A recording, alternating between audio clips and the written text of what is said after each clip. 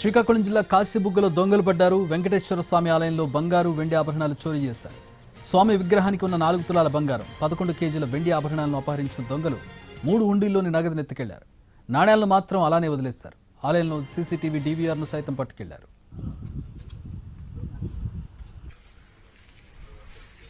కాశీబుగ్గలో అర్ధరాత్రి ఆలయం వెనుక ద్వారం తాళాలు పగలగొట్టి లోపలికి చొరబడ్డారు. ఆలయంలో చోరీ జరిగిన విషయాన్ని ఉదయం పూజారులు గుర్తించారు.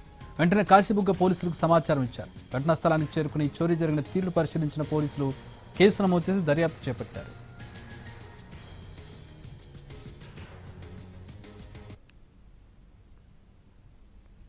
శ్రీకాకుళం జిల్లా కాశీబుగ్గలో దొంగలు పడ్డారు. వెంకటేశ్వర స్వామి ఆలయంలో బంగారు వెండి ఆభరణాలు చోరీ చేశారు. స్వామి విగ్రహానికి ఉన్న 4 తులాల బంగారం, 11 కేజీల వెండి ఆభరణాలను అపహరించిన దొంగలు 3 హుండీల్లోని నగదును ఎత్తుకెళ్లారు. నాణేలను మాత్రం అలాగే వదిలేశారు. ఆలయంలో ఉన్న సీసీటీవీ డీవీఆర్ను సైతం పట్టుకెళ్లారు.